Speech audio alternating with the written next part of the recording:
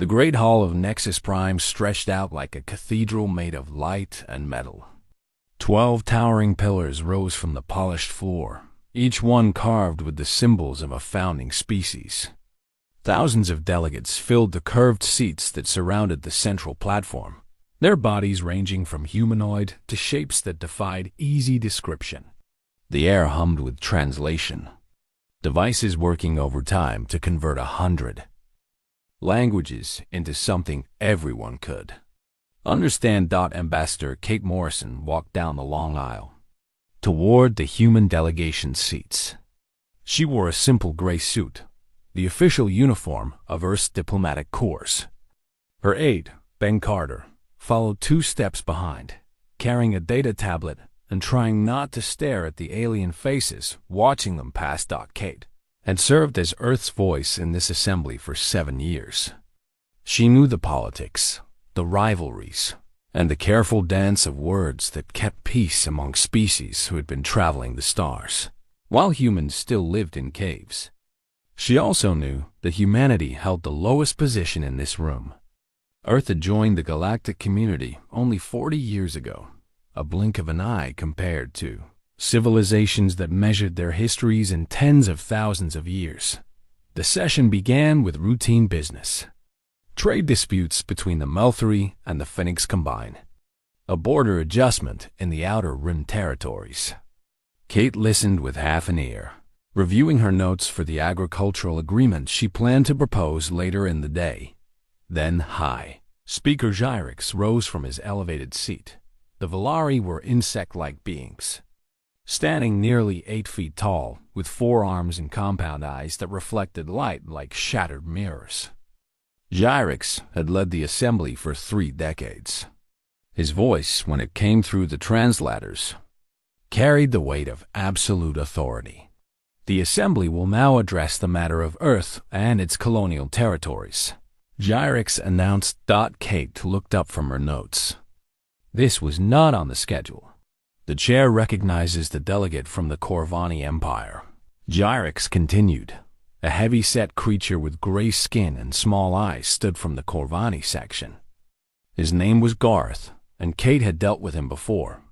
He was not known for his kindness. Fellow delegates, Garth began, I wish to speak about a growing problem in our galactic community. I speak of the humans. Murmurs rippled through the hall. Ben leaned forward, his face tight with concern. Kate raised her hand to keep him calm. For 40 years, we have welcomed these creatures into our community, Garth continued. We have shared our technology with them. We have allowed them to establish colonies on worlds they could never have reached alone. We have treated them as equals, even though they live such tragically short lives that they can barely remember the treaties they sign. Laughter echoed from several sections of the hall. Kate kept her face neutral. And what have they given us in return? Garth spread his thick arms wide. Nothing. They take and take. They breed like insects across every world we allow them to touch. They ask for more technology, more territory, more respect. But respect must be earned, not given. The Dralith delegate rose next. The Dralith were tall and thin, with skin the color of burnished copper and eyes that glowed faintly gold. Ambassador Sayla was considered a moderate among her people, but when she spoke, her words cut like knives. My colleague from Kovani speaks truth, Sayla said. The humans call their homeworld Earth, but perhaps we should call it what it truly is, a backwater nursery world for a species that has not yet learned its place. She waved her hand, and a hologram of Earth appeared above the central platform. The blue marble hung in the air, beautiful and fragile. Look at it, Sayla said. One world among billions. One species among thousands. And yet they strut about this assembly as if they matter, as if their opinions carry weight. They do not understand what they are. More laughter. This time it was louder. Kate stood slowly. If the assembly would permit me to respond, the human delegate will wait her turn, Gyrix interrupted. his compound eyes fixed on her without warmth. The chair has not recognized her. Kate sat back down. Her hands were steady, but inside, her heart was racing. 3 more delegates spoke over the next hour. Each one attacked humanity in different ways. The Valari representative mocked human art and culture. The Malthari delegate questioned whether humans had the intelligence to govern themselves. A minor species Kate barely knew suggested that humanity should be confined to their home system for their own protection, but it was High Speaker Gyrix himself who delivered the final blow. "This assembly has been patient with Earth," he said, rising to his full height. "Too patient, perhaps. The humans have colonies on 17 worlds. 17 worlds that could be put to better use by more capable species. I propose that we discuss the redistribution of these territories to founding members who can properly develop them." The hall erupted in applause from nearly half the delegates. Kate rose again. This time, she did not ask for permission.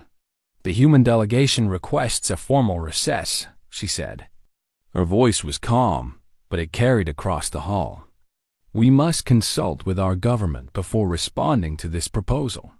Gyrix made a sound that the translator rendered as amusement. "Of course. Run back to your masters, little ambassador. Ask them what to do. We will wait." More laughter followed Kate and Ben as they walked out of the great hall. The doors closed behind them with a sound like a tomb sealing shut. In the private quarters assigned to Earth's delegation, Kate stood at the window, looking out at the stars. Ben paced behind her, his face red with anger. "They planned this," Ben said. "This whole thing was coordinated. They want to take everything from us." "Yes," Kate agreed. "They do. What are we going to do? We can't fight them. Our fleet is nothing compared to theirs. The treaties we signed limit our weapons, our ship numbers, everything." Kate turned from the window. Her eyes held something Ben had never seen before. Not fear, not despair, but something cold and hard. "The treaties limit what they know about," she said quietly. She walked to the communication console and entered a code that Ben did not recognize. The screen flickered, and suddenly they were connected to a secure channel that bypassed every normal diplomatic route. Admiral Sam Novak appeared on the screen. He was an older man with gray hair cut short and eyes that had seen too many battles. He wore a uniform that bore no rank insignia, no unit patches, nothing that could be identified. "Ambassador," Novak said, "we've been watching the feed. I'm sorry you had to endure that." "Don't be sorry, Admiral," Kate replied. "Be ready. They've crossed the line. Initiate protocol midnight." Novak nodded slowly. There was no surprise in his face, only grim acceptance. "Understood. God help us all." The screen went dark. Kate stood in silence for a long moment, then turned to Ben. "Pack your things," she said. "We're leaving Nexus Prime tonight. And Ben? Everything changes now." Outside the window, the stars burned on, indifferent to the storm that was about to break across the galaxy. The Global Defense Council met in a bunker 300 meters beneath the streets of Geneva. The room had no windows, no decoration, and no comfort. It was built for one purpose: to make decisions that could not be made in public. Secretary General Daniel Pierce sat at the head of the long table. He was 62 years old, with silver hair and the tired eyes of a man who had spent his life carrying impossible burdens. Around him sat the most powerful people on Earth: generals, admirals, intelligence chiefs, and heads of state from the major nations. Admiral Sam Novak stood at the front of the room, his face lit by the glow of a massive display screen. "What you are about to see was recorded 6 hours ago at Nexus Prime," Novak said. "Ambassador Morrison risked her career to get this footage out through secure channels. I want you to watch it in full before we discuss our options." The screen flickered to life. For the next 90 minutes, The leaders of Earth watched their ambassador being humiliated. They heard the laughter, the mockery, and the casual cruelty of beings who considered humanity less than nothing. When Gyrex proposed taking their colonies, several people in the room stood up in anger. Pierce raised his hand, and they sat back down. When the recording ended, silence filled the bunker. "They want to strip us of everything," Pierce said finally. "Our colonies, our resources, our future. And they expect us to accept it quietly." "This was not random," said Commander Grace Liu. She was a small woman with sharp features and sharper eyes. She led Earth's Strategic Intelligence Division, a department that officially did not exist. "We have been monitoring alien communications for years. The Valari, Corvani, and Dralith have been meeting in secret for at least 2 years. They call their plan the Reduction. Their goal is to turn humanity